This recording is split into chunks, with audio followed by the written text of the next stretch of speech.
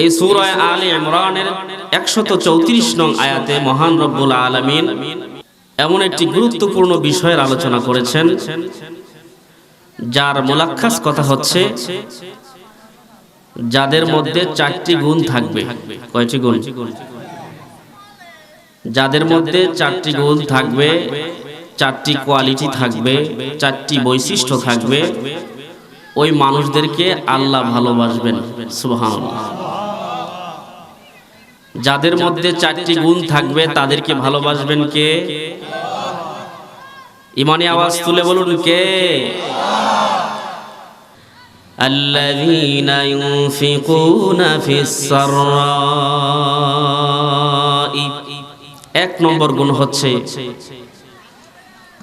যারা সচ্ছল হালাতে আল্লাহর রাস্তায় দান করে। সুবহানাল্লাহ বলেন।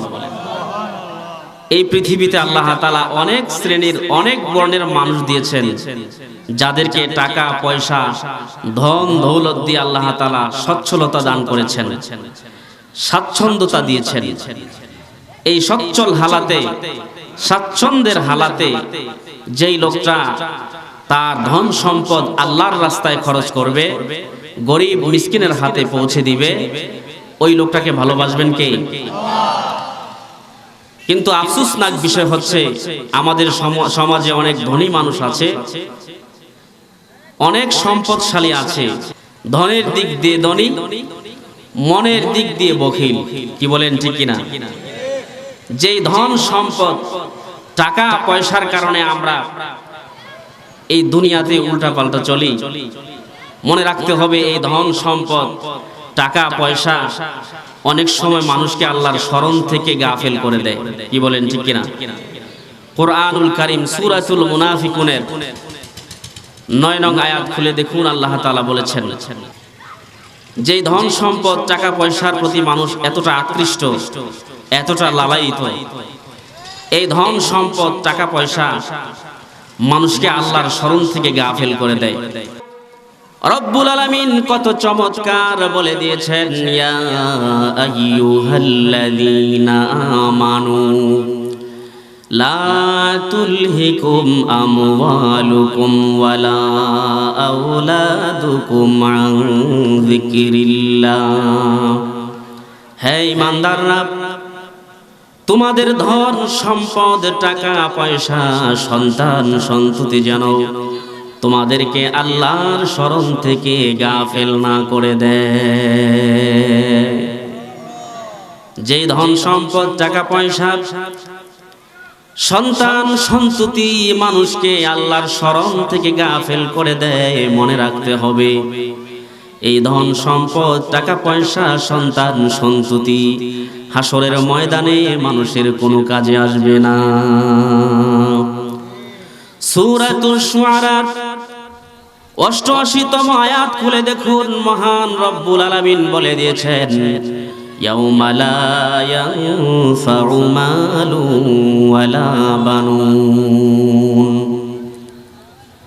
যেই ধন সম্পদ টাকা পয়সার প্রতি মানুষ আকৃষ্ট হয়ে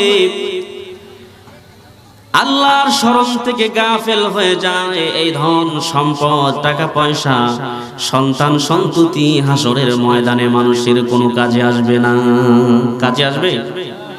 এ জোরে বলেন, কাজে আসবে? কোনো কাজে আসবে না। আবার অনেকে ধন সম্পদ টাকা পয়সা পেয়ে মনে করে দুনিয়ার সব কিছু পেয়ে ফেললাম, এমন লোক সমাজে আছে কি নাই? অথচ সূরাতুল মুমিনুনের 55 নং আয়াতে আল্লাহ তাআলা বলেন, তারা কি মনে করে ধন সম্পদ টাকা পয়সা পেয়ে তারা সব কিছু পেয়ে বসেছে, মান ইজ্জত সম্মান পেয়ে বসেছে? আসলে না, এই ধন সম্পদ টাকা পয়সার কারণে তারা কিছুই পায় নাই। এই ধন সম্পদ টাকা পয়সা হচ্ছে পরীক্ষার বস্তু।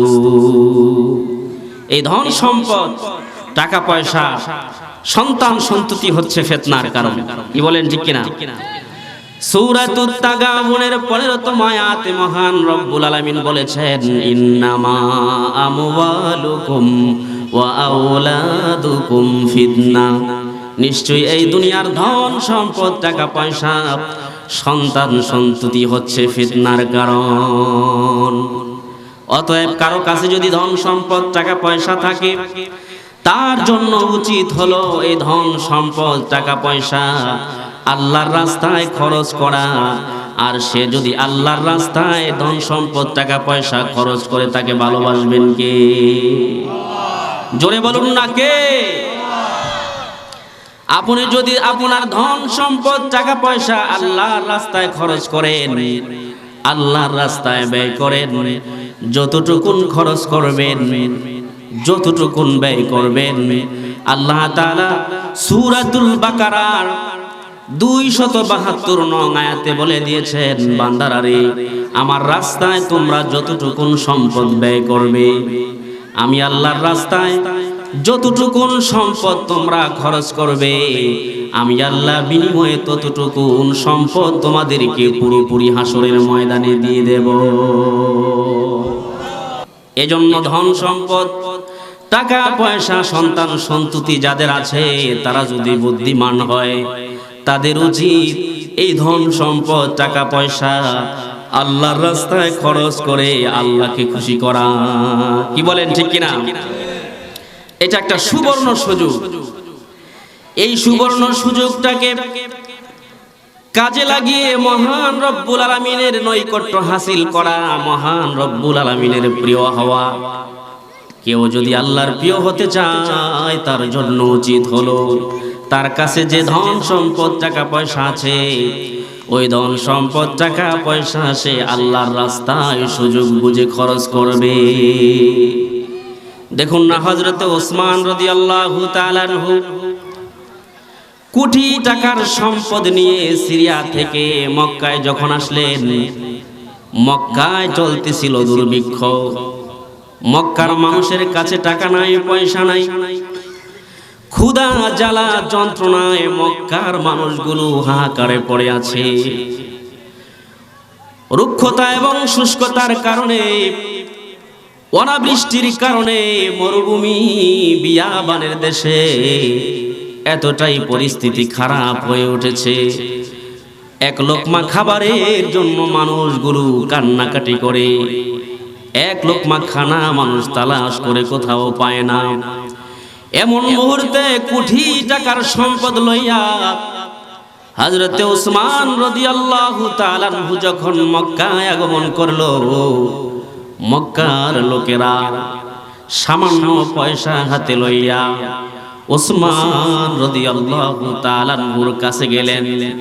কিছু মাল কিনা যায় কিনা, কিছু মাল কিনে পরিবার পরিজনের মুখে সামান্য খাবার দেওয়া যায় কিনা। হযরত ওসমান রাদিয়াল্লাহু তাআলা আনহুর কাছে শত শত মানুষ ভিড় জমাইছে। ও ওসমান, আজকের মাল কত টাকা করে তুমি বিক্রি করবে? মক্কায় যখন দুর্ভিক্ষ, কারো কাছে মাল নাই, কারো কাছে টাকা নাই, কারো কাছে পয়সা নাই, শুধু ওসমান রাদিয়াল্লাহু তাআলা আনহুর কাছে কোটি টাকার মাল আছে।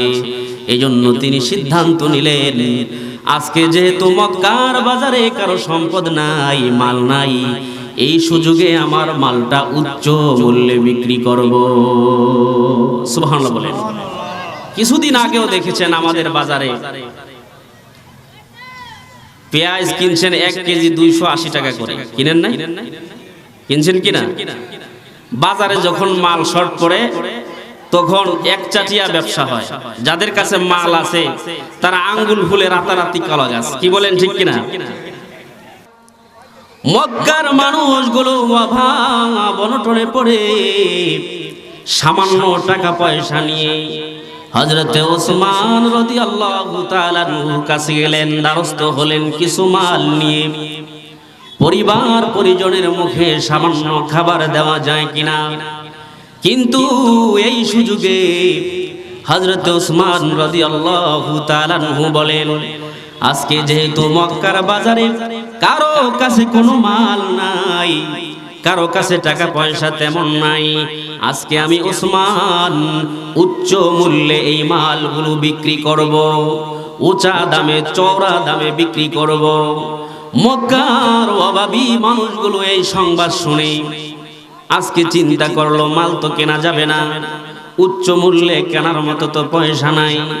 যাই যার যার আপন বাসায় ফিরে যাই। মক্কার অভাবী লোকগুলো আপন বাসায় ফিরতে শুরু করলো। হযরত ওসমান রাদিয়াল্লাহু তাআলা আনহু রাখলেন, ও মক্কার লোকেরা তোমরা শোনো, আজকে আমি ওসমান ঘোষণা দিয়েছি উচ্চ মূল্যে মালগুলো বিক্রি করব, অবশ্যই উচ্চ মূল্যে বিক্রি করব, তোমাদের সাথে নয়। আমি আজকের ব্যবসাটা আমি আমার মাওলার সাথে করব। আল্লাহ তাআলা আমাকে ধন সম্পদ টাকা পয়সা দিয়েছে।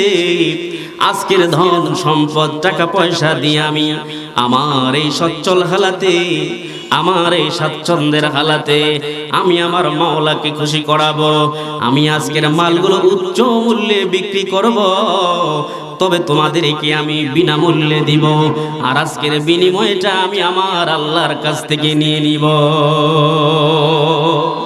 ও মক্কার লোকেরা, কেউ তোমরা ফিরে যেও না।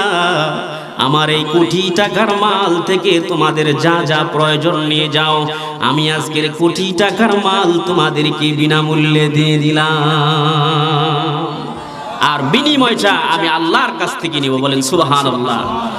হযরতে ওসমান রাদিয়াল্লাহু তাআলা আনহু যেমন ধনী ছিল, ধনের দিক দিয়েও ধনী ছিল, মনের দিক দিয়েও ধনী ছিল। এই ধনের দিক দিয়ে ধনী, মনের দিক দিয়ে ধনী হওয়ার কারণে রব্বুল আলামিন তাকে জান্নাতি হিসেবে কবুল করে নিয়েছে। কি বলেন ঠিক কিনা? যেই ধন সম্পদ টাকা পয়সা মানুষকে জাহান্নামের দিকে নিয়ে যায়, হযরতে ওসমান রাদিয়াল্লাহু তাআলা আনহু সেই ধন সম্পদ টাকা পয়সা দিয়া আমার মাওলাকে সন্তুষ্ট করেছে। সুবহানাল্লাহ বলুন। আমাদের সমাজে কিছু লোকের ধন সম্পদ টাকা পয়সা আছে, ধনের দিক দিয়ে ধনী কিন্তু মনের দিক দিয়ে বখিল। কি বলেন ঠিক কিনা? মনের দিক দিয়ে এতটাই কৃপণ, আধা পয়সা মানুষের কাছে দিতে চায় না। ধন সম্পদ টাকা পয়সা আল্লাহ তাআলা যাদেরকে দিয়েছেন, আজ থেকে প্রায় ১৫০০ বছর আগে নবীজি মুহাম্মদ সাল্লাল্লাহু আলাইহি ওয়াসাল্লাম তাদেরকে বলেছেন, ওয়াত্তাকুশ শুহা, ও ধনীরা তোমরা শোনো, তোমরা কৃপণতা থেকে বেঁচে থাকবে।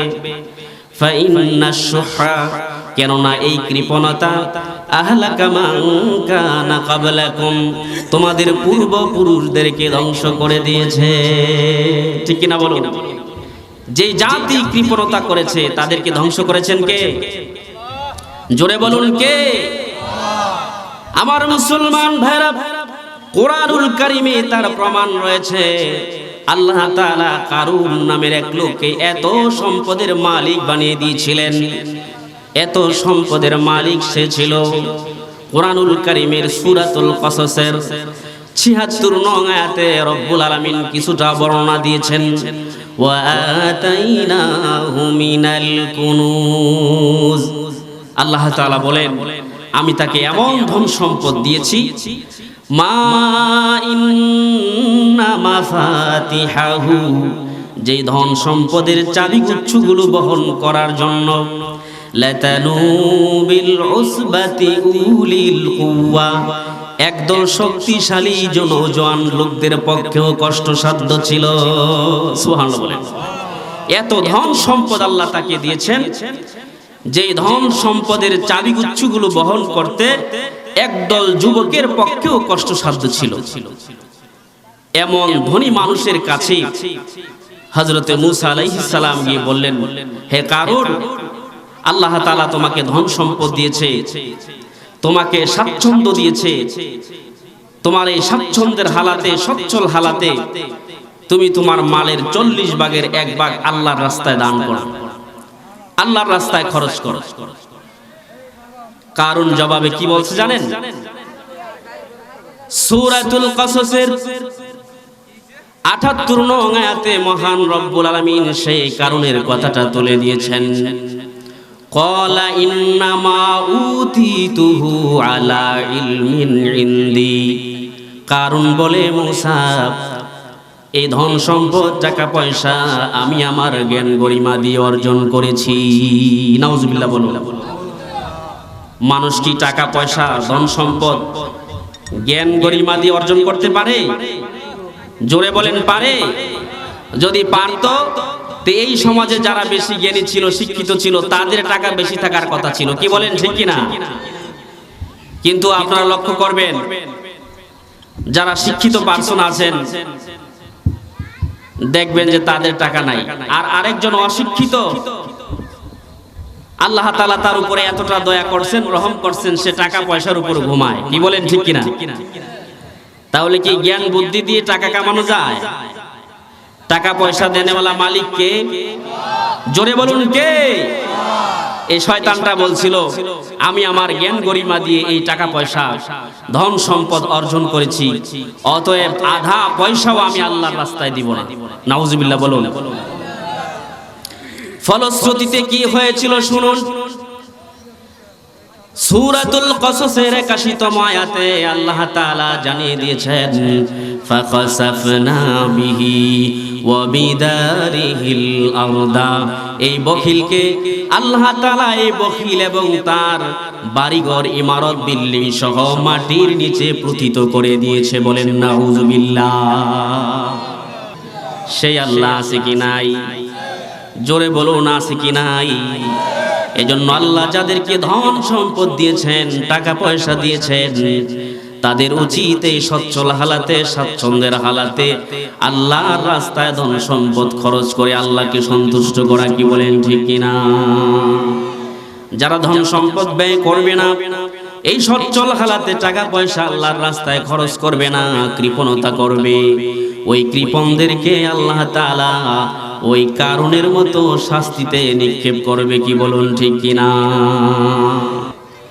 আমার মুসলমান ভাইরা, এজন্য রাসূল আকরাম সাল্লাল্লাহু আলাইহি ওয়াসাল্লাম এক হাদিসে বলেছেন, আশ-শুহু শাজারাতুন ফিন-নার। কৃপণতা হচ্ছে জাহান্নামের একটা বৃক্ষ বিশেষ। কৃপণতা হচ্ছে জাহান্নামের একটা বৃক্ষ বিশেষ। ফামান কানা শাহীহা আখাযা বিগসলিম মিনহা। যেই কৃপণ ওই কৃপণতার বৃক্ষের একটা ঢালে ধারণ করলো, ফালাম ইয়াতরুকুহুল গসলু হাত্তা ইউদখিলাহুন নার। ওই কৃপণ নামক বৃক্ষে ধারণ করলে সেই বৃক্ষ তাকে জাহান্নামে না নেওয়া পর্যন্ত ছাড়বে না। নাউজুবিল্লাহ বলো। এজন্য কৃপণতা করা যাবে না। কি বলেন, ঠিক কিনা? এই ডিজিটাল যুগ, ডিজিটাল কৃপণের আবির্ভাব। আগেরকার যুগে মানুষ এত কৃপণতা করে নাই। যেমন এক ব্যক্তি মসজিদে যাচ্ছে নামাজ পড়তে, আধা রাস্তা গিয়ে আবার ফেরত আসছে। বাড়িতে আসার পরে বিবি বলতেছে, মনে হয় আপনি নামাজ না আদায় করে চলে আসছেন। তো বেচারা বলতেছে, হ্যাঁ, আগেরকার দিনে কেরোসিনের বাতি দেখেন নাই আপনারা? কেরোসিনের বাতিটা লাগায় গেছি, নিবায়া যায় নাই। তো ভাবতেছি মসজিদে চলে গেলাম, কেরোসিন খরচ হবে, এতে তো আমার লস হবে, এজন্য বাতিটা বন্ধ করতে আসছি। ঘরের মহিলা বেগম বলতেছে, হারে স্বামী আমার, তোমার মতো এমন অকিছু স্বামী পাইয়া তো আমার জীবনটাই সর্বনাশ। তুমি তো ঘর থেকে বাইর হওয়ার সাথে সাথেই আমি বাতি বন্ধ করে দিয়েছি। তো তোমার মতো এমন অকিছু স্বামীর জন্য আমার আফসোস। তুমি যে মসজিদে গিয়ে আবার ফেরত আসছো, তোমার জুতাগুলো কি ক্ষয় হয় নাই? এই কথা বলাতে কৃপণ বলে, আহারে বিবি, জুতা কি আর আমি পায়ে দিয়ে আসছি? মসজিদ থেকে বাইর হওয়ার পরে তো জুতা বগল তলে দিয়ে আসছি, ক্ষয় হওয়ার সম্ভাবনা নাই। এই হলো আগের যুগের কৃপণ। আর বর্তমান ডিজিটাল যুগের কৃপণ কি, কৃপণের কি হালাত শোনেন। এক লোকে হাঁটতেছে আর কান্নাকাটি করতেছে। তো রাস্তার মানুষ জিজ্ঞাসা করে, ভাই আপনি কান্না করতেছেন কেন? কয়, কাঁদতেছি আমার সাথে যে কুকুরটা আছে, এই কুকুরটা 3 দিনের অনাহার, এজন্য আমি কাঁদতেছি। তো পথিক বলতেছে, তোমার মাথায় কি? কয়, আমার মাথায় রুটি, রুটি বিক্রি করি। কয়, মাথায় রুটি, একটা রুটি কুকুরে দিলেই তো কান্না শেষ। কি বলেন, ঠিক কিনা? ও ভাই, কথা তো বলছেন ঠিক, রুটি দিলে কুকুর খাইয়া শান্ত হবে আর আমার কান্না করা লাগবে না। রুটি দিলে তো টাকা লাগে, আর কানলে তো আর টাকা লাগে না, এজন্য রুটি না দিয়া কাঁদতেছি। এই ডিজিটাল যুগের ডিজিটাল কায়দার কৃপণ আছে কি নাই? এজন্য আল্লাহর রাসূল বলেছেন, আল বাখিলু লা ইয়াদখুলুল জান্নাতা ওয়ালাউ কানা আবিদান। বখিল কৃপণ আল্লাহর জান্নাতে যাবে না, যদিও বখিল ইবাদত গুজার হয়। বখিল যদি ইবাদতকারীও হয়, ধন সম্পদ টাকা পয়সা আল্লাহ তাকে অনেক দিয়েছে, কিন্তু মনটা বড় বখিল কৃপণ, ধন সম্পদ টাকা পয়সা আল্লাহর রাস্তায় খরচ করে না, এমন কৃপণের জায়গা আল্লাহর জান্নাতে হবে না। নাউজুবিল্লাহ বলুন। হযরত আনাস রাদিয়াল্লাহু তাআলা আনহু থেকে হাদিস বর্ণিত, নবীজি মুহাম্মদ মুস্তাফা সাল্লাল্লাহু আলাইহি ওয়াসাল্লাম বলেন, আল্লাহ তাআলা 8টা জান্নাত তৈরি করেছেন। কয়টা জান্নাত? জোরে বলুন, কয়টা জান্নাত? 8টা জান্নাত তৈরি করেছেন। তার মধ্যে একটা জান্নাতের নাম হলো জান্নাতুল আদন। এই জান্নাতুল আদনটা আল্লাহ তাআলা এত চমৎকার শোভিত করে তৈরি করেছেন, যার একটা ইট হলো সাদা মুক্তার, ইট হলো লাল পদ্মরাগের, আরেকটা ইট হলো সবুজ পান্নার। আর সেই ইটগুলো গাঁথুনি দেওয়ার জন্য যে মশলা আছে, ওই মশলাটা হলো মৃগনাভির। আর ওই জান্নাতের ঘাস গাছালিগুলো যেগুলো আছে, সেগুলো হচ্ছে, সেই গাছ গাছালিগুলো হচ্ছে সবুজ পান্নার। এমন মনোরম জান্নাত আল্লাহ তৈরি করে জান্নাতুল আদনকে বললেন, ও জান্নাতুল আদন, তুমি কিছু কথা বলো। তাফসীর ইবনে কাসির এসেছে, ইমাদউদ্দিন ইবনে কাসির রাহমাতুল্লাহি আলাইহি হাদিস বর্ণনা করেছেন। ওই জান্নাতুল আদন বলেন, মুমিন বান্দা বান্দিরা সফল কাম হয়ে গেছে। সুবহানাল্লাহ। ওই মুহূর্তে আল্লাহ তাআলা ওই জান্নাতুল আদনকে লক্ষ্য করে বললেন, ও জান্নাতুল আদন, তুমি শোনো, আমি আল্লাহর বুজুর্গি আর জালালিয়াতের কসম, তোমার মতো এত সুন্দর শোভিত জান্নাতুল আদনের ভিতরে আমি আল্লাহ কোনো বখিল কৃপণকে প্রবেশ করাবো না। নাউজুবিল্লাহ। এই জান্নাতুল আদনের ভিতরে কোনো বখিল আর কৃপণকে আল্লাহ ঢুকাবেন না। এজন্য কৃপণতা কি করব না ছাড়ব? এই জোরে আওয়াজ তুলে বলুন, করব না ছাড়ব? এই কৃপণতা যদি কেউ আঁকড়ে ধরে, এই কৃপণতা কেউ যদি অবলম্বন করে, আল্লাহ তাআলা যোগে যোগে কৃপণদেরকে যে শাস্তি দিয়েছেন, যে গজব দিয়েছেন, সে আল্লাহ আছে কি নাই? জোরে বলুন না, আছে কি নাই? সূরাতুল কালামের 17 থেকে 34 নং আয়াতে আল্লাহ তাআলা 3 জন কৃপণের আলোচনা করেছেন। কয়জন কৃপণ? 3 জন কৃপণের আলোচনা করেছেন। অনেক লম্বা আলোচনা, সংক্ষেপে আমি আপনাদেরকে বলি। ইয়ামানের রাজধানী সানাআ থেকে প্রায় 6 মাইল দূরে জারওয়ান নামক স্থানে এক আল্লাহর গোলাম, আল্লাহর পেয়ারা বান্দার বসতি। ওই বান্দা ওইখানে বসবাস করেন। তার একটা জমিন আছে। ওই জমিনে যখন ফসলগুলো ফলে, ফসলগুলো আসে, তাকে 3টা ভাগ করে, এক ভাগ নিজের জন্য রাখে, আরেক ভাগ পরিবার পরিজনকে দেয়, আরেক ভাগ জমিন থেকে গরিব মিসকিনকে বন্টন করে দিয়ে আসে। সুবহানাল্লাহ। এই লোকটা যখন মারা যায়, তার ছিল 3 ছেলে। কয় ছেলে? এই 3 ছেলে সিদ্ধান্ত নিয়েছে, আমাদের বাবা তো সরল সোজা মানুষ ছিল, নিজের জমিনের সব ফসল গরিব মানুষকে দিয়ে দিছে, আমাদের তো সংসার বাড়ছে, যেমন চিন্তা আমরা করি, এখন আর দেওয়া যাবে না।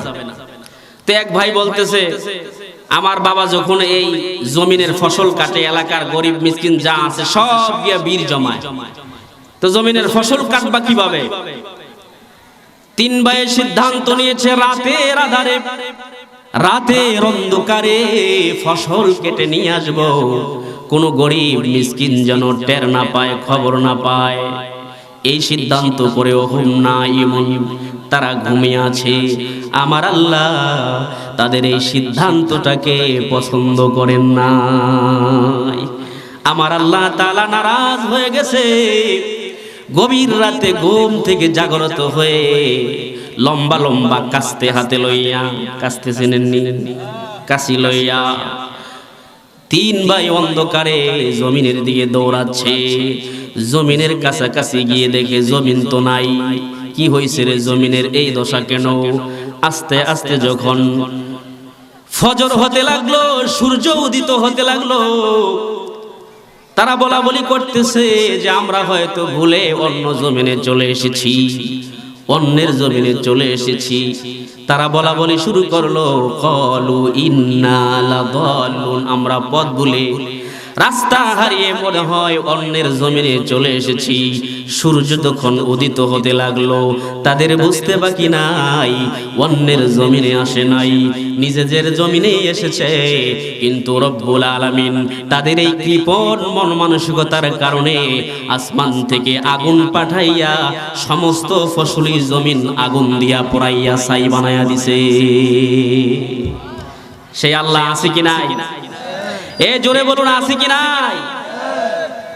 যুগে যুগে কৃপণদেরকে যে আল্লাহ গজব দিয়ে ধ্বংস করেছে, সেই আল্লাহ জাল্লা শানুহু পৃথিবীবাসীকে জানিয়ে দিয়েছেন, তোমাকে ধন সম্পদ টাকা পয়সা দিয়েছি, আমি আল্লাহর রাস্তায় খরচ করো, যতটুকুন খরচ করবা আমি আল্লাহ পুরোপুরি তোমাদেরকে ততটুকুন দিয়ে দেব। তা না করে আমরা কৃপণতা শুরু করেছি। কি বলেন ঠিক কিনা আমার মুসলমান ভাইরা? এজন্য রাসূল আকরাম সাল্লাল্লাহু আলাইহি ওয়াসাল্লাম এক হাদিসে বলেছেন, আল বাখিলু বাঈদুম মিনাল্লাহ, কৃপণ আল্লাহ হতে দূরে, বাঈদুম মিনাল জান্নাহ, কৃপণ জান্নাত হতে দূরে, বাঈদুম মিনান নাস, কৃপণ মানুষ হতেও দূরে। যেই ব্যক্তিটা কৃপণ বখিল, ওই কৃপণ আর বখিলকে সমাজের মানুষও ভালোবাসে না। কি বলেন ঠিক কিনা? এজন্য আল্লাহ যাকে ধন সম্পদ দিয়েছেন, টাকা পয়সা দিয়েছেন, তার উচিত হচ্ছে এই সচ্ছল হালাতে, স্বাচ্ছন্দ্যের হালাতে সে ধন সম্পদ আল্লাহর রাস্তায় খরচ করবে। আর আল্লাহর রাস্তায় সম্পদ খরচ করলে তাকে ভালোবাসবেন কে? কথা মনে আছে? তাকে ভালোবাসবেন কে? চার গুণ যাদের মধ্যে থাকবে আল্লাহ তাদেরকে ভালোবাসবেন। এক নম্বর হচ্ছে আল্লাযীনা ইউনফিকুনা ফিস সাররা, যারা সচ্ছল হালাতে আল্লাহর রাস্তায় দান করবে তাদেরকে ভালোবাসবেন কে? সচ্ছল হালাতে, স্বাচ্ছন্দ্যের হালাতে, কৃপণতা না করে আল্লাহর রাস্তায় যারা সম্পদ ব্যয় করবে, খরচ করবে, তাদেরকে আল্লাহ ভালোবাসবেন। আসুন এবার 2 নম্বরে জানি। 2 নম্বর গুণ হচ্ছে ওয়াদ-দাররাই,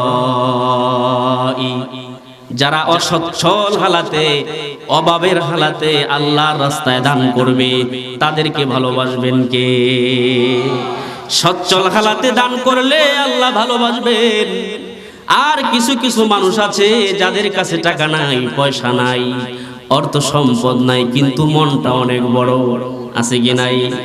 এমন অসচ্ছল হালাতেও বান্দা যদি আল্লাহর রাস্তায় খরচ করে, আল্লাহর রাস্তায় সামান্য পয়সা থেকে, ধন সম্পদ থেকে গরিব মিসকিনের হাতে তুলে দেয়, ওই লোকটাকেও ভালোবাসবেন কে?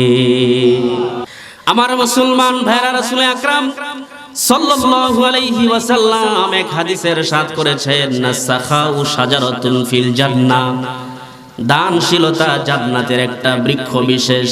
ফামান কানা সাখিয়া, যে দানশীল, আখাযা বিগসলিম মিনহা, ওই দানশীলতার বৃক্ষে ধারণ করলো, ফালাম ইয়াতুরকুহুল গুসনু হাত্তা ইউদখিলাহুল জান্নাহ, আল্লাহ তাআলা ওই দানশীল ব্যক্তিকে জান্নাতে না নেওয়া পর্যন্ত ছাড়বে না।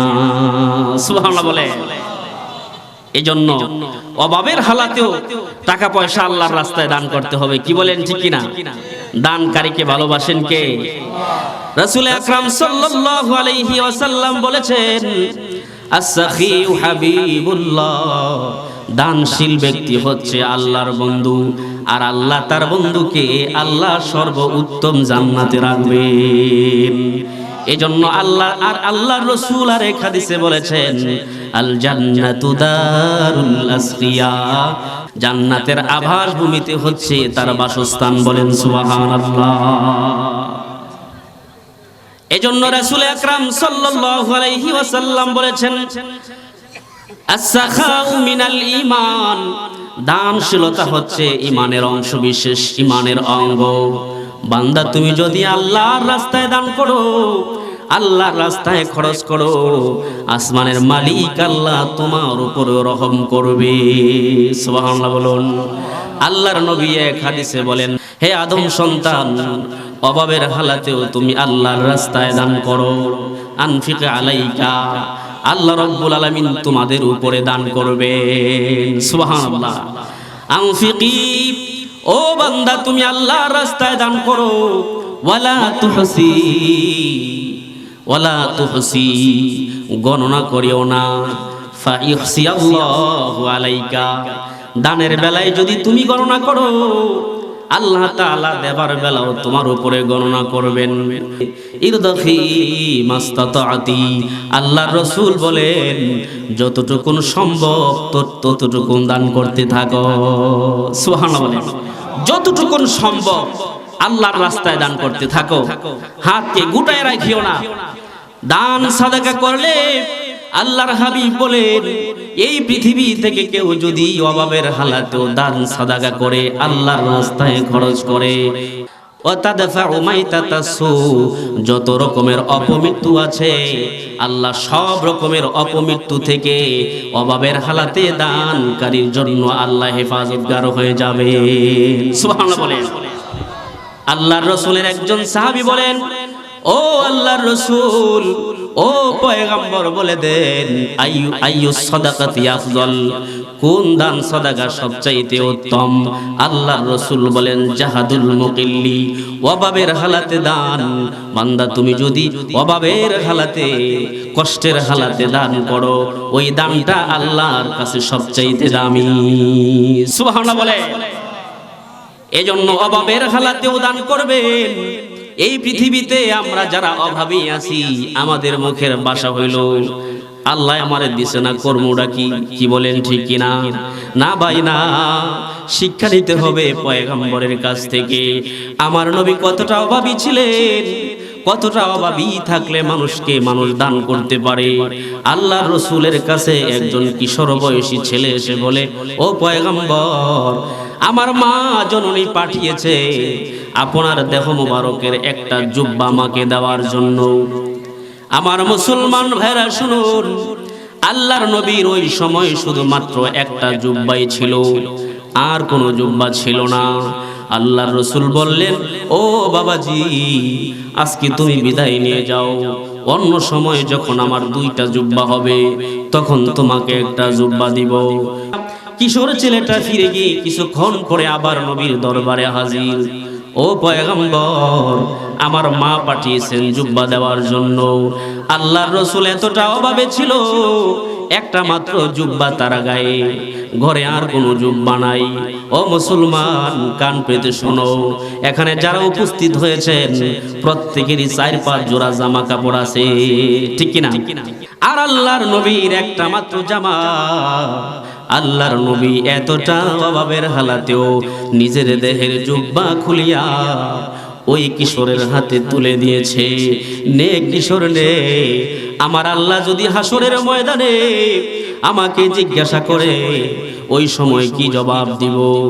নে, এই জুব্বাটা তুই নিয়ে যা। এদিক দিয়ে মসজিদে নববীতে বেলাল রাদিয়াল্লাহু তাআলা আনহু আযান দিয়েছেন। আল্লাহর রাসূল জামাত পড়াবেন, ইমামতি করবেন। এখনো ইমাম সাহেব মসজিদে যান না। মুসল্লিরা একজনের পর একজন উকি মেরে মেরে রাসূলের ঘরের দিকে তাকায়। একজন বলে, জানা নবীজিকে ডেকে আন। কেউ যেতে চায় না, না জানি বেয়াদবি হয়। হযরতে বেলালকে পাঠালেন, বেলাল, আল্লাহর নবী তোমাকে বড় ভালোবাসে, যাও যাও আল্লাহর নবীর কাছে গিয়ে তুমি বলো নামাজের সময় হয়েছে। হযরতে বেলাল রাদিয়াল্লাহু তাআলা আনহু আল্লাহর নবীর হুজরা মোবারকের সামনে এসে দাঁড়িয়ে আছে। আল্লাহর নবীকে ডাক দেওয়ার মতো সাহস তিনি করতে পারতেছেন না। আল্লাহর নবী তাকায়া রইলেন বেলালের চেহারার দিকে, বুঝতে পারলেন জামাতের সময় হয়েছে, আমার কোনো জামা কাপড় নাই। নিজের জামা কাপড় না থাকার কারণে আল্লাহর রাসূল ঘরে বসে আছেন। জিবরাইল আলাইহিস সালাম নাজিল হয়েছেন। সুবহানাল্লাহ বলেন।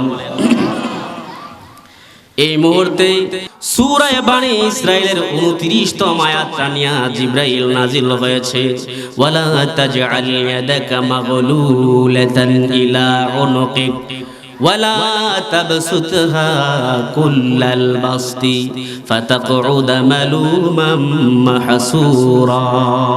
হে নবী, আপনি এত বেকুণ্ঠ হয়েন না, আবার এত বেশি দানও করবেন না, যেই দান করার পরে নিঃস্ব হয়ে আপনি ঘরে বসে থাকবেন। সুবহানাল্লাহ বলেন। আবার মুসলমান ভাইরা, এত অভাবের হালাতে একটা মাত্র জামা আমার পয়গম্বরের কাছে ছিল, ওই জামাটাই গরিবের হাতে তুলে দিয়েছে সেই নবীর উম্মত। অভাবের হালাতে আমাদের মুখের ভাষা পাল্টায়া যায়, কি বলেন ঠিক কিনা? নিজে খাইতে পারলে না আরেকজনকে দিব, এরকম বলি, কি বলেন ঠিক কিনা? এজন্য অভাবের হালাতে যেই লোকটা দান করবে, অভাবের হালাতে যেই লোকটা আল্লাহর রাস্তায় খরচ করবে, ওই লোকটাকে ভালোবাসবেন কে? জোরে বলুন না, ওই লোকটাকে ভালোবাসবেন কে? 3 নম্বরে হচ্ছে ওয়াল কাযিমিনাল গায়জ, যারা নিজেদের রাগকে কন্ট্রোল করবে, নিজেদের রাগকে নিয়ন্ত্রণ করবে, নিজেদের রাগকে সংবরণ করবে, ওই লোকদেরকে ভালোবাসবেন কে? ইমানি আওয়াজ তুলে বলুন, ওই লোকটাকে ভালোবাসবেন কে? ও মুসলমান, আমরা তো রাগের সময় অনেক কিছুই করে ফেলি। রাগের মাথায় এমনকি নিজের স্ত্রীকেও মানুষ তালাক দিয়ে দেয়, কি বলেন ঠিক কিনা? আল্লাহর রাসূল সাহাবীদেরকে রাগ না করার জন্য ওয়াজ করতেন। আন্না রাজুলান ক্বালা লিন-নবী সাল্লাল্লাহু আলাইহি ওয়াসাল্লাম আউসিনি, এক লোক এসে আল্লাহর নবীকে বলেন, নবী গো, আপনি আমাকে কিছু উপদেশ দেন, কিছু নসিহত করুন। আল্লাহর নবী তার দিকে তাকায়া বলেন, লা তাগদাব, ও সাহাবী, তুমি রাগ করবে না। সুবহানাল্লাহ বলেন। লা তাগদাব, তুমি রাগ করবে না। হাদিসে আল্লাহর রাসূল বলেন, ফারাদ্দাদা যালিকা মিরারান, এই লোকটা বারংবার একই প্রশ্ন করলো, একই কথা বারবার জিজ্ঞাসা করে। পয়গম্বর একটু নসিহত করেন, আল্লাহর রাসূল বারংবার একটা জবাবই দেন, ক্বালা লা তাগদাব, রাগ করবে না। বলেন সুবহানাল্লাহ। কারণ রাগ আসে শয়তানের পক্ষ থেকে। কার পক্ষ থেকে? এ জোরে বলুন, রাগ আসে কার পক্ষ থেকে? এটা আমার কথা নয়, আল্লাহর রাসূল হাদিসে বলেছেন, ইন্নাল গাদাবা মিনাশ শাইতান, রাগ আসে শয়তানের পক্ষ থেকে। কি বলেন ঠিক কিনা? শয়তান মানুষকে রাগায়া তোলে। রাগের কারণে আপনি একজনকে গালি দিলেন, ওই লোকটা পাল্টা গালি দিল। রাগের কারণে তারে থাপ্পড় দিলেন, সেও পাল্টা থাপ্পড় দিল। রাগের কারণে তার বংশের লোকেরা আইসা আপনাকে লাঠি মারলো, আবার রাগের কারণে এই বংশের লোকেরা লাঠি চার্জ করলো। এইভাবে করতে করতে দেখা যায় মামলা মোকদ্দম হাইকোর্ট পর্যন্ত, সুপ্রিম কোর্ট পর্যন্ত চলে যায়। কি বলেন ঠিক কিনা? এই রাগ আসে শয়তানের পক্ষ থেকে। কার পক্ষ থেকে বলুন? ইন্নাল গাদাবা মিনাশ শাইতান, আল্লাহর রাসূল বলেন রাগ আসে শয়তানের পক্ষ থেকে। কোন সময় রাগ মানুষের ঈমানকে নষ্ট করে দেয়, রাগ মানুষের ঈমানকে ধ্বংস করে দেয়। ইন্নাল গাদাবা লা ইউফসিদুল ঈমান, আল্লাহর রাসূল বলেন রাগ মানুষের ঈমানকে ধ্বংস করে দেয়, ঈমানকে নষ্ট করে দেয়। এজন্য রাগ করা যাবে না। রাগের সময়ে যারা নিজেকে নিয়ন্ত্রণ করতে পারবে, রাগের সময়ে যারা নিজেকে সংবরণ করতে পারবে, নিজেকে কন্ট্রোল করতে পারবে, ওই লোকটাকে ভালোবাসবেন কে? জোরে বলেন কে? যে লোকটা নিজের রাগকে কন্ট্রোল করতে পারবে, হাসরের ময়দানে আল্লাহ তাকে আযাব দিবেন না, শাস্তি দিবেন না। আল্লাহর রাসূল বলেন, যেই ব্যক্তি নিজের রাগকে কন্ট্রোল করতে পারে, আল্লাহ তাআলা তার উপর থেকে আযাবকে থামায়া দিয়া তারে মাফ করে দিবেন। আমরা তো কুস্তি খেলাতে যে লোকটা বেশি শক্তিশালী তাকে বীর বলি, বীর পুরুষ বলি। কি বলেন ঠিক কিনা? তাকে আমরা তার শক্তি, দৈহিক শক্তির কারণে শক্তিশালী পুরুষ, বীর পুরুষ বলে থাকি। কিন্তু আল্লাহর রাসূল বলেছেন শক্তিশালী বীর পুরুষ ওই ব্যক্তি নয় যে ব্যক্তি তার শক্তিতে আরেকজনকে আছাড় দেয়, যেই ব্যক্তি রাগের সময় নিজের রাগকে কন্ট্রোল করতে পারে, ওই লোকটা সবচাইতে বড় বীর পুরুষ। সুবহানাল্লাহ। সবচাইতে বীর পুরুষ ওই ব্যক্তি যেই ব্যক্তি তার নিজের রাগকে কন্ট্রোল করতে সক্ষম। অনেক সময় রাগ এসে যায়, আপনাদের রাগ আসে না? রাগ আসলে নিজের বিবিকে গালমন্দ করতে থাকে, ছেলে মেয়েকে গালমন্দ করতে থাকে। রাগ আসলে কি করবেন জানার দরকার আছে কি নাই? ও ভাই, আল্লাহর রাসূল প্রত্যেকটা বিষয় আমাদেরকে শিক্ষা দিয়েছেন। তোমার যখন রাগ আসে, এই রাগটাকে কেমনে নিয়ন্ত্রণ করবা? যখন তোমার দেহে প্রচুর গুসা আসে, ওই রাগ গুসাটাকে কেমনে তুমি নিয়ন্ত্রণ করবা, কন্ট্রোল করবা? আল্লাহর রাসূল এই ব্যাপারেও শিক্ষা দিয়েছেন। আল্লাহর নবীর একজন সাহাবী হযরতে আবু যর রাদিয়াল্লাহু তাআলা আনহু, তিনি জমিনে কাদামাটি দিয়া একটা বাঁধ তৈরি করতেছিলেন। কাদামাটি দিয়ে একটা বাঁধ তৈরি করতেছিলেন। এমন মুহূর্তে কিছু লোক, কতিপয় লোক ওই রাস্তা দিয়ে যাওয়ার সময় পা দিয়া মারাইয়া সেই বাঁধটাকে ভেঙে ফেলেছে। এখন রাগ উঠবে তো নাকি? জোরে বলেন, রাগ উঠবে কিনা? আপনাদের দেশে এরি ক্ষেত আছে না? এরি ক্ষেতের আইল বানতেছেন, আপনি কষ্ট করে বানতেছেন, আর দুইজন লোক গিয়া যদি ভাঙিয়া দেয়, আপনি তো রাগান্বিত হবেন না? রাগ আসবে কিনা? ঠিক ওই মুহূর্তে হযরতে আবু যর রাদিয়াল্লাহু তাআলা আনহুর দেহে প্রচুর পরিমাণে রাগ এসেছে। হায় হায়, আমাদের মতো রাগটা কি তিনি দেখান নাই? তিনি চিন্তা করেছেন যেই লোকটা রাগকে কন্ট্রোল করবে, নিয়ন্ত্রণ করবে, ওই লোকটাকে ভালোবাসবেন কে? জোরে বলুন না কে? আমার তো রাগটা কন্ট্রোল করতে হবে। নিজের রাগকে কন্ট্রোল করার জন্য তিনি কাদামাটিতে বসে পড়লেন। সুবহানাল্লাহ বলুন। ও মুসলমান ভাই, নিজের রাগটাকে কন্ট্রোল করার জন্য হযরতে আবু যর রাদিয়াল্লাহু তাআলা কাদামাটিতে বসলেন। না রে বাবা, রাগ তো কমতেছে না। কাদামাটিতে বসার পরেও রাগ কমে না, কারণ আল্লাহর রাসূল বলেছেন, যখন তোমাদের কারো রাগ এসে যায়, রাগ আসলে ফালিয়াতাওয়াজ্জা, সে যেন ওযু করে। সুবহানাল্লাহ বলেন। রাগ আসলে ওযু করবে, কিন্তু ওযু করার পানি তো নাই। এখানে কাদামাটি দিয়া বাঁধ তৈরি করতেছেন, এজন্য তিনি বসে পড়লেন। কারণ আরেক হাদিসে এসেছে, রাগ করলে ওযু করবে, নতুবা বসে পড়বে। সুবহানাল্লাহ বলেন। যখন তোমাদের মাঝে কারো রাগ এসে যায়, ওহুয়া কায়িমুন, রাগান্বিত অবস্থায় লোকটা যদি দাঁড়ানো থাকে, ফালিয়াজলিস, সে যেন সাথে সাথে বসে যায়। সুবহানাল্লাহ পড়ুন। রাগ আসলে আল্লাহর নবী বলেছেন বসে পড়ার জন্য। আমাদের দেশে দেখবেন, মার সাথে বাবার সাথে রাগ করলে গরো খানা খায় না।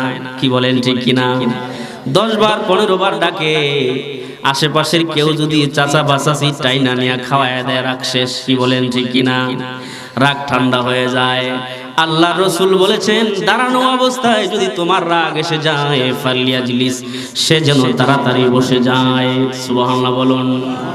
ফাইন যাহাবা আনহুল গাদাব, তারপরেও যদি রাগ না যায়, সে যেন শুয়ে পড়ে। সুবহানাল্লাহ বলেন। দেখবেন দাঁড়ানো অবস্থায় রাগ এসেছে, যদি বিছানায় শুয়ে পড়েন, রাগটা কিছুটা হালকা হবে। কি বলেন, ঠিক কিনা? হযরতে আবু যর রাদিয়াল্লাহু তাআলা আনহু রাগের অবস্থায় কাদামাটিতে বসে পড়লেন। রাগটা তো থামে নাই। তাৎক্ষণিক চিন্তা করলেন, রাগটা তো আমার কন্ট্রোল করতে হবে, রাগ আমার নিয়ন্ত্রণ করতে হবে। এজন্য তিনি কাদামাটিতে শুয়ে শুয়ে গড়াগড়ি খেতে লাগলেন। যে লোকগুলো যাইতেছিল, তারা ভাবতেছে, কিরে আবু যরের কি হইল? এই তো দেখলাম কাজ করতেছে, এখন দেখি কাদামাটিতে গড়াচ্ছে। দৌড়ে আসছে, ভাই আবু যর, তোমার কি হয়েছে? কিছুক্ষণ আগে দেখলাম তুমি সুস্থ সবল ভাবে কাজ করতেছো জমিনে, আর এখন তো দেখি কাদামাটিতে গড়াগড়ি খাচ্ছ, কারণ কি? হযরতে আবু যর রাদিয়াল্লাহু তাআলা বলেন, ভাইরা রে, আমি কষ্ট করে কাদা মাটি দিয়ে ভাত তৈরি করেছিলাম, ওই ভাতগুলো তোমরা ভেঙে দিয়েছো, তাই রাগান্বিত হয়েছি। আমার দেহে প্রচুর পরিমাণ রাগ এসেছে। নিজের রাগকে কন্ট্রোল করার জন্য, নিজের রাগকে নিয়ন্ত্রণ করার জন্য কাদামাটিতে বসেছি, না দেখি রাগ থামে না। নিজের রাগকে কন্ট্রোল করার জন্য কাদামাটিতে গড়াগড়ি খাচ্ছি, এখন দেখি সামান্য রাগ আমার দেহে আর নাই। চিন্তা করেন কিভাবে আল্লাহর নৈকট্য অর্জন করেছেন, সুবহানাল্লাহ। ওই রাগের সময় যারা নিজেকে কন্ট্রোল করবে, নিয়ন্ত্রণ করবে, তাদেরকে ভালোবাসবেন কে? তাইলে আজকে থেকে ঘরে গিয়া বিবি সাহেব যদি তরকারিতে বেশি লবণ দেয়, রাগ করবেন তো? জোরে বলেন, রাগ করবে? অনেক যুবক এমন আছে, অনেক স্বামী এমন আছে, বাহিরে রাগ দেখাতে পারে না, কারণ বাহিরে অন্যের সাথে রাগ দেখাইলে সাথে সাথে সাইজ হবে। কি বলেন যে কিনা? বাহিরে রাগ না দেখাইতে পাইরা সরল সোজা মা বোনের কাছে গিয়া রাগ দেখায়, ছেলের কাছে রাগ দেখায়, মেয়ের কাছে রাগ দেখায়, বিবির কাছে রাগ দেখায়, ঘরে ঘরে বৃদ্ধা মা আছে, মায়ের সাথে রাগ দেখায়, বাবার সাথে রাগ দেখায়। কি বলেন ঠিক কিনা? ও মুমিন, তোমার বৈশিষ্ট্য এমন হবে না। মুমিনের 3 নম্বর বৈশিষ্ট্য হবে, যখন রাগ এসে যাবে ওই রাগটাকে কন্ট্রোল করতে হবে, ওই রাগটাকে নিয়ন্ত্রণ করতে হবে। কি বলেন ঠিক কিনা?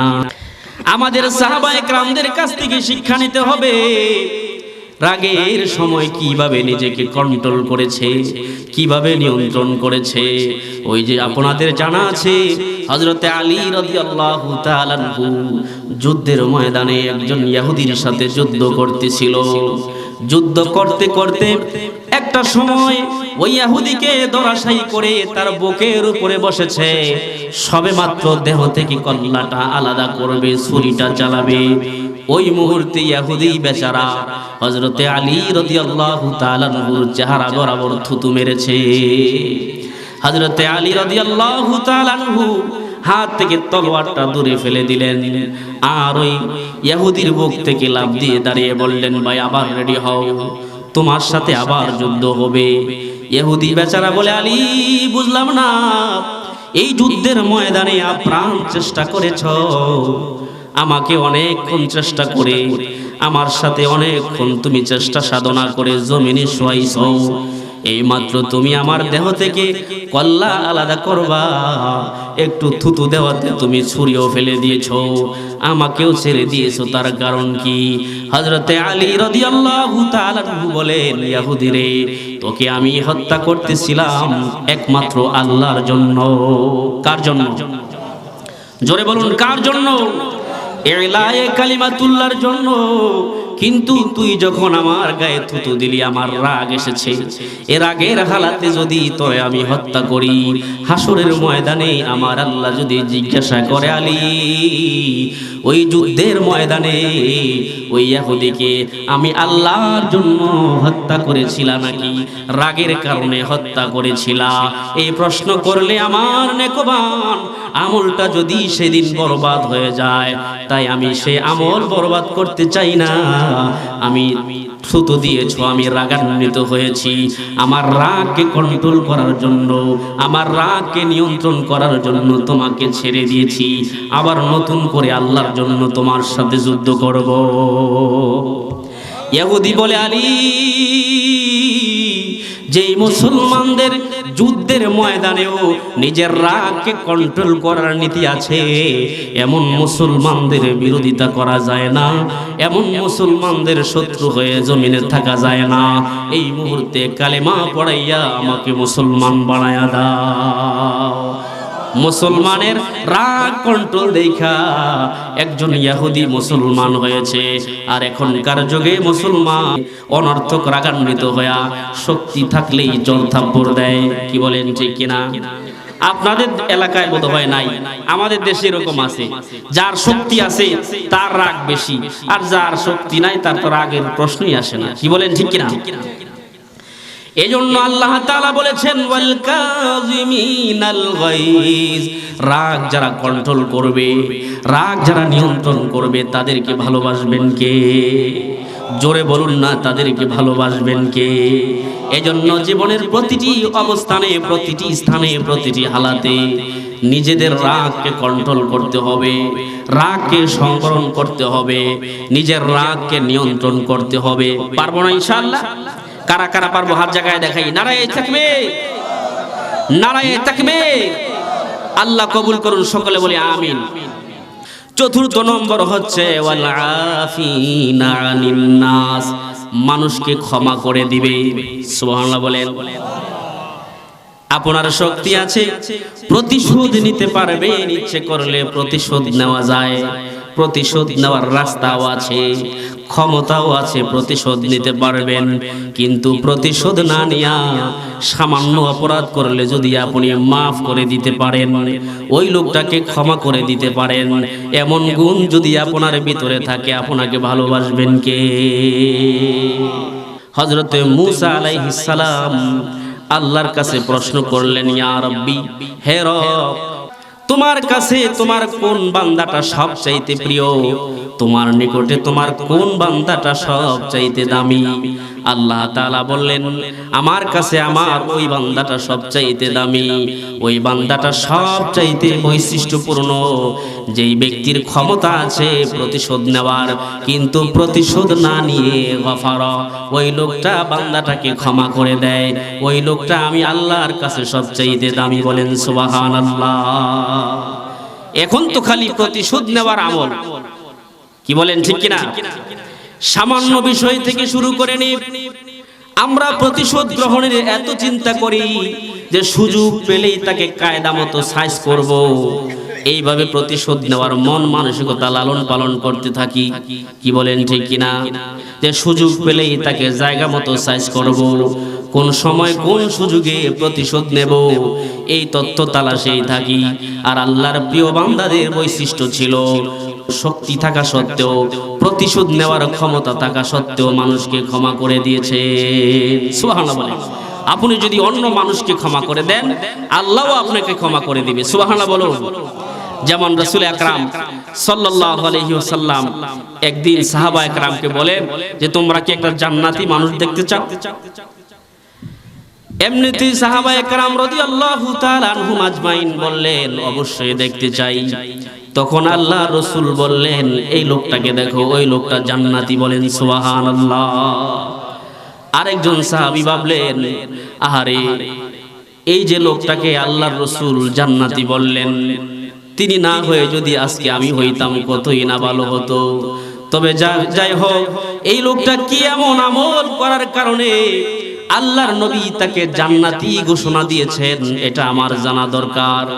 এজন্য তিনি বহুদূর মরুভূমি পাড়ি দিয়ে ওই সাহাবীর বাড়িতে 3 দিন মেহমান হয়েছেন। সুবহানাল্লাহ বলেন। কয়দিন?